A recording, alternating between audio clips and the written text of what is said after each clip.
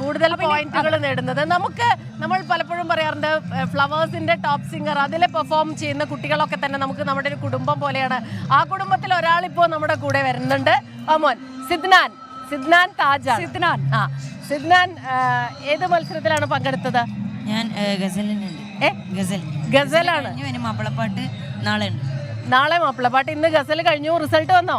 Result വന്നു. First A grade. A grade ഉണ്ട്. Congratulations. ഏത് ക്ലാസ്സിലാ പഠിക്കണം? ഞാൻ 9th. സ്കൂൾ കണ്ണൂർ വാരം CHM. മോന് ഇങ്ങനത്തെ നമ്മുടെ ഈ ടോപ്പ് സിംഗറിൽ പരിപാടികളിൽ പങ്കെടുത്തല്ലോ. അപ്പൊ പലരും പറയാറുണ്ട് നമ്മുടെ ഈ ഒരു സ്റ്റേജ് ഫിയർ ഒക്കെ അങ്ങനെ അങ്ങ് പോകുന്നു. അപ്പൊ ഈ മത്സരങ്ങളിലൊക്കെ പങ്കെടുക്കുമ്പോൾ ഇത്തരം എക്സ്പീരിയൻസ് നമുക്ക് ഗുണം ചെയ്യുന്നുണ്ടോ? ഗുണം ചെയ്യുന്നൊക്കെ ഉണ്ട്. പാട്ടിനെ അപ്രോച്ച് ചെയ്യേണ്ട രീതി പഠിച്ച ടോപ്പ് സിംഗർ എന്നാണ്. പക്ഷേ സിദ്ധാന്റെ പാട്ട് കേൾക്കാനാണ് നമ്മുടെ 24ന്റെ പ്രേക്ഷകർ കാത്തിരിക്കുന്നത്. ഫ്ലവേഴ്സിലെ പ്രേക്ഷകരും നമ്മളൊക്കെ നെഞ്ചോട് ചേർത്ത 3rd സീസണിലെ ഫൈനലിസ്റ്റ് ആണ് അല്ലേ. ഒട്ടേറെ പാട്ടുകളൊക്കെ വൈറലായിട്ടുണ്ട്. അതിൽ പറക്കും തളിക, മനുഷ്യനെ കറക്കും തളിക മില്യൺസ് വെച്ചിട്ട് അങ്ങ് വൈറലായി പോയ പാട്ടാണ്. ഇപ്പൊ ഏത് പാട്ടാ പാടാം നമുക്ക്? ഇപ്പോ പറക്കും തളിക വേണേ പാടാം. ആയിക്കോട്ടെ.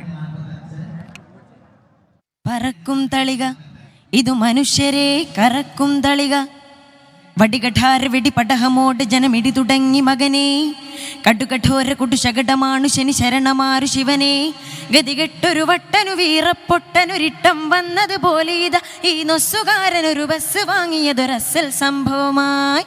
പറക്കും തളിക ഇതു മനുഷ്യരെ കറക്കും തളിക. പാടിയ പാട്ടാണ്. അദ്ദേഹത്തിന്റെ മുമ്പിൽ വെച്ചല്ലേ പാടിയത്. അദ്ദേഹത്തിന്റെ കമന്റ് എങ്ങനെയായിരുന്നു? അദ്ദേഹം എഴുന്നേറ്റ് 5 സാർ വലിയ അംഗീകാരമാണ് അല്ലേ. സന്തോഷമല്ലേ. ഇതിന് മ്യൂസിക് ഇല്ലാത്തതുകൊണ്ട് അതിന്റെ ഒരു ഗും വന്നില്ല എന്ന് തോന്നുന്നു. നെക്സ്റ്റ് ടൈം അല്ലേ. അപ്പൊ ഓൾ ദി ബെസ്റ്റ്. അടുത്ത മത്സരത്തിനും all the best. Thank you. 24 അഞ്ചിന്റെ വജ്രത്തിളക്കം.